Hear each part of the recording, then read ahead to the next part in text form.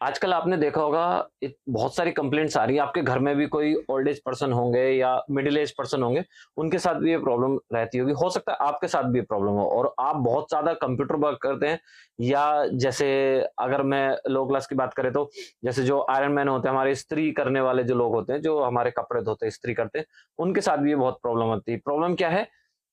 ये finger tip जो है हमारे, इनमें नमनेस होना, ये नमनेस हो जाना, सुन्नपन होना, चींटियाँ सी चलना हाथ में, जलन मचना हाथ में, तो ये बहुत कॉमन हो गया है और हम इस चीज़ को इग्नोर करते रहते हैं, जो बिल्कुल गलत है, इग्नोर नहीं करना है।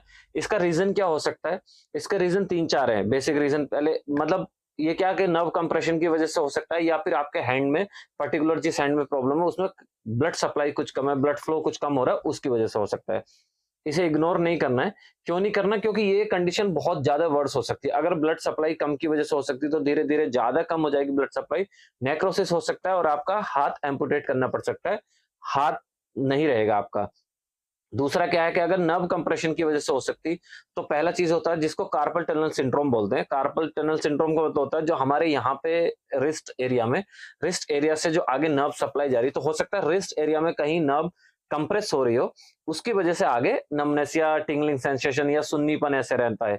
या अब दूसरा होता है कि सर्वाइकल रेटिकुलोपैथी मतलब सर्वाइकल एरिया में, इधर गर्दन के एरिया में, गर्दन के बैक साइड जो हमारी सर्वाइकल स्पाइन होती है, वहाँ पे नर्व कंप्रेशन है, जो आगे एग्रीवेट हो रहा है, रेडिएट हो रहा है, ये नर्व प्रॉब्लम जो है, जो सेंसरी प्रॉब्लम हो रही है, वो आगे रेडिएट होके हाथ में प्रॉब्लम पैदा कर रही है।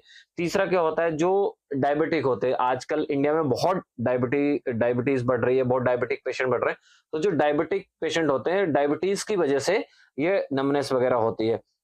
और चौथा क्या होता है, जो बहुत मतलब इग्नोर कर देते लोग या मतलब जो इग्नोर करने वाली चीज़ भी नहीं है और हो जाता है, जो डाइट की वज़ह से होता है, जैसे कि डाइट में विटामिन बी12 की डेफिशिएंसी है, तो उसकी वज़ह से हो सकता है। अब इसका ट्रीटमेंट क्या है? अगर आपकी नमनेस जैसे पोस्चर चेंज करने की वज़ह से गर्दन पे बहुत हैवी पिलो आप लेके यूज़ करके सोते हैं, उसकी वज़ह से आप उठते हैं मॉर्निंग में, आपको नमनेस ऐसा फ़ील हो रहा है, आपने ट्राई किया कि आप बिना पिलो के सोने लगे और नमनेस आपकी चली गई, सबसाइड होगी, तो आपको कोई टेंशन वाली बात नहीं, कोई दिक्कत वाली बात नहीं। आप ट्राई करें कि नेक की कुछ एक्सरसाइज करना शुरू करें, जिससे कंप्रेशन कम हो जाए नर्व पे। और दूसरा, जैसे अगर हमारा रिस्ट की वजह से, कार्पल टनल सिंड्रोम की वजह से, तो आपने पोजीशन चेंज करके काम करना शुरू कर दिया या आप बीच में रेस्ट देने लगे। आप जैसे अगर आप 6 आवर 8 आवर का आपका कंप्यूटर वर्क है, लेकिन आप उसमें से 30 मिनट्स 40 मिनट्स बीच में रेस्ट दे रहे हैं, उसकी वजह से आपका अगर प्रॉब्लम ठीक हो रहा है, आपकी नमनेस ठीक हो रही है, तो आपको टेंशन लेने की ज़रूरत नहीं है। लेकिन अगर ये टाइम के साथ वर्स्ट हो रहा है, नमनेस बढ़ रही है, टाइम के साथ-साथ आपने सब कुछ करके देख लिया, आपने पोस्चर भी चेंज करके देख लिया, आपने एक्सरसाइज भी करके देख लिया, लेकिन ये प्रॉब्लम बढ़ रही, तो आपको ज़रूरत है एक न्यूरोलॉजिस्ट या स्पाइन स्पेशलिस्ट से मिलने की।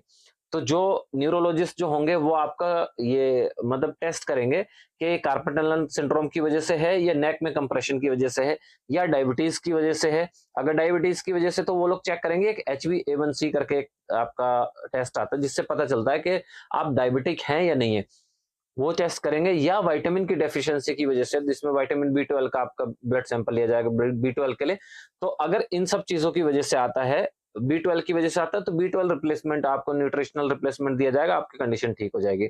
लेकिन उसके साथ-साथ आपको क्या करना है, आपको मेन है, सबसे पहले आपको अपने काम से रेस्ट देना है।